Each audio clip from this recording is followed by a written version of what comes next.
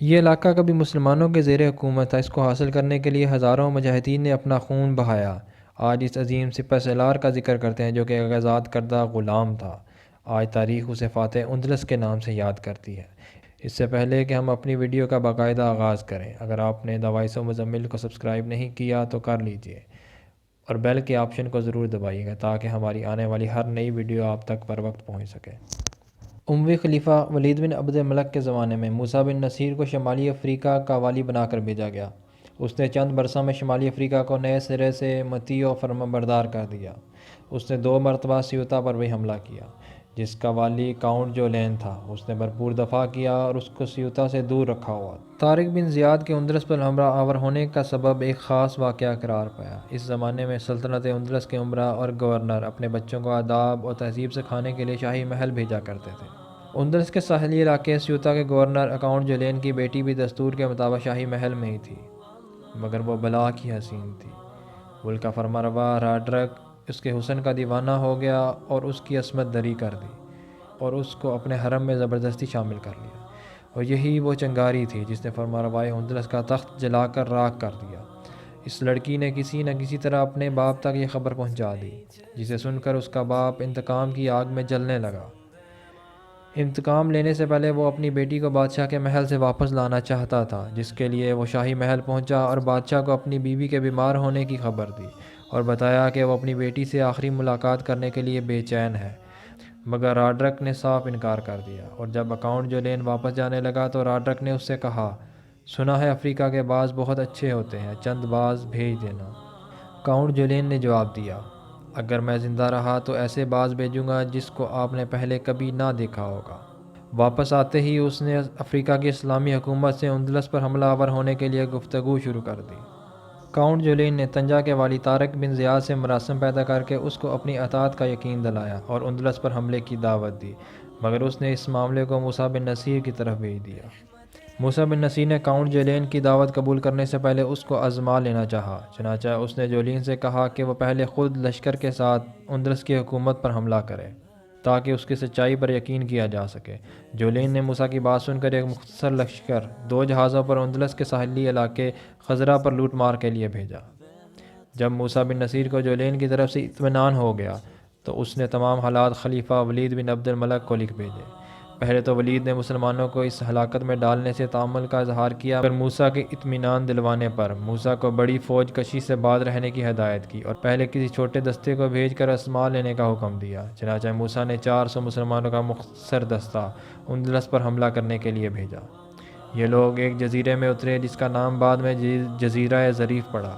کامیابی کے ساتھ کثیر مال غنیمت اور قیدیوں کو لے کر واپس آ گئے۔ اس کے بعد 4 تجارتی جہازوں پر طارق بن زیاد کو 7,000 کا لشکر دے کر اندلس پر باقاعدہ حملہ کرنے کے لیے بھیجا۔ اس میں 300 عرب اور باقی سب بربر تھے، اور ان کا سالار طارق بن زیاد خود بھی ایک بربری تھا۔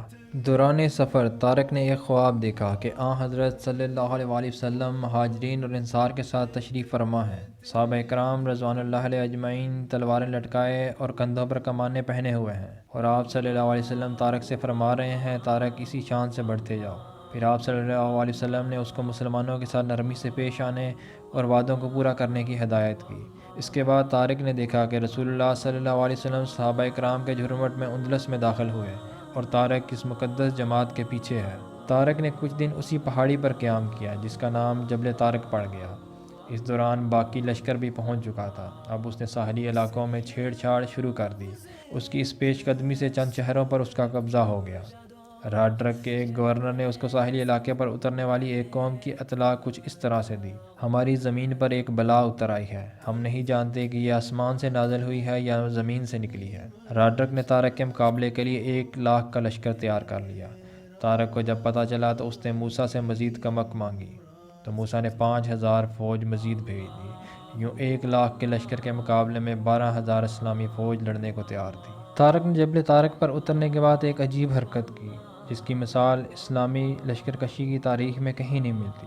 اس نے اپنے جہازوں کو تڑوا کر اس کو آگ لگوا دی تاکہ اس کی واپسی کا راستہ بند ہو جائے۔ 27 رمضان المبارک 92 ہجری بمطابق 19 جولائی 711 کو دونوں لشکروں کا آمنا سامنا ہوا۔ مسلم فوج تو اپنا راستہ بند کر چکی تھی، اب ان کے پاس لڑنے کے سوا کوئی راستہ نہ تھا۔ انہوں نے راڈرک کی فوج کو مولی گاجر کی طرح کاٹنا شروع کر دیا۔ یہ لڑائی 27 رمضان سے 5 شوال تک جاری رہی۔ 5 شوال کو طارق دشمن کے قلب تک جا پہنچا۔ راڈرک مسلمانوں کو اتنا قریب دیکھ کر بھاگ نکلا۔ مسلمان تعاقب کے باوجود اسے پکڑ نہ سکے۔ اس کے انجام کے بارے میں تاریخ خاموش ہے، سوائے اس کے کہ اس کا گھوڑا دریا کے قریب دلدل میں دھنسا ہوا ملا اور اس کے کچھ کپڑے وہاں موجود تھے۔ بادشاہ کو فرار ہوتے دیکھ کر اس کی فوج بھی بھاگ نکلی۔ اس معرکے میں 3000 مسلمان شہید ہوئے تھے اور عیسائیوں کے مقتولین کی تعداد بے شمار تھی۔ کثیر تعداد میں مال غنیمت ملا جو کہ فوج میں تقسیم کر دیا گیا۔ اب عیسائیوں کی شکست خوردہ فوج بکھر چکی تھی۔ طارق کے جرنیلوں نے مشورہ دیا کہ ان کا پیچھا کرنا چاہیے، اگر وہ اکٹھے ہو گئے تو پھر بڑا معرکہ ہو سکتا ہے۔ ادھر موسیٰ بن نصیر نے طارق کو آگے بڑھنے سے منع کر دیا اور خود لشکر لے کر اندلس روانہ ہوا، مگر طارق اپنے جرنیلوں کی وجہ سے آگے بڑھتا چلا گیا۔ طارق کو اندلس کے تقریباً ہر شہر میں دولت کے انبار مال غنیمت کے طور پر ملے۔ طلحہ سے 55 میل دور ایک آبادی پر طارق نے قبضہ کیا۔ یہاں اس کو بے شمار دولت ملی۔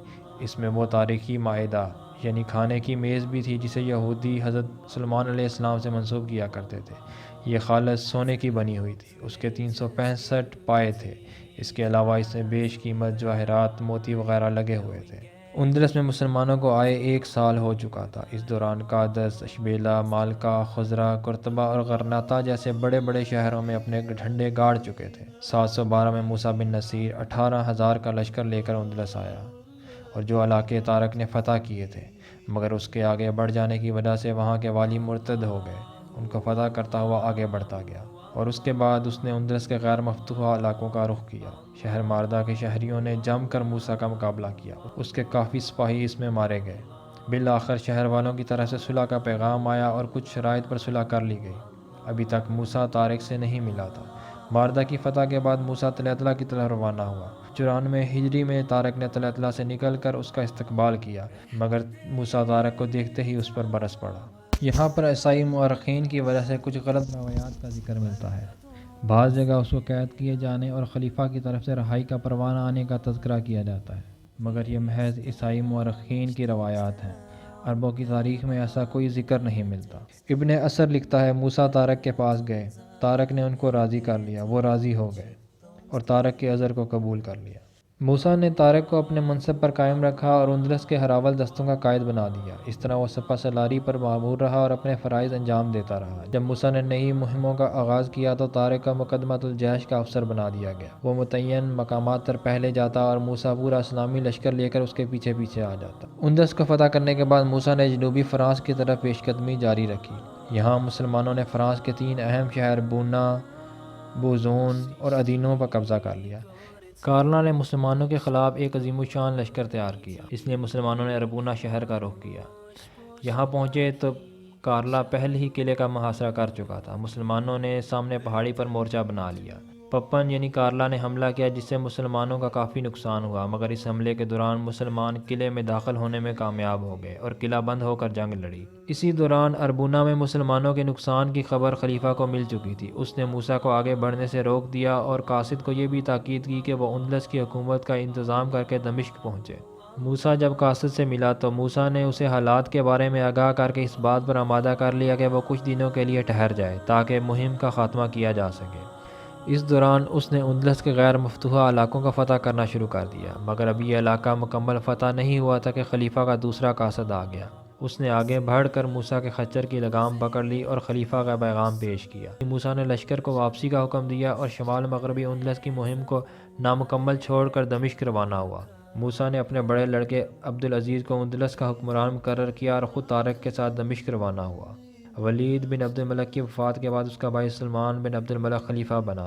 اس نے موسیٰ کو معزول کر کے اس کے سارے اعزازات چھین لیے۔ طارق کو بھی اپنی زندگی گمنامی میں گزارنا پڑی، یہاں تک کہ اس کی وفات کے بارے میں مورخین کو کچھ علم نہیں۔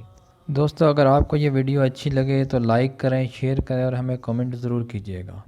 اللہ حافظ۔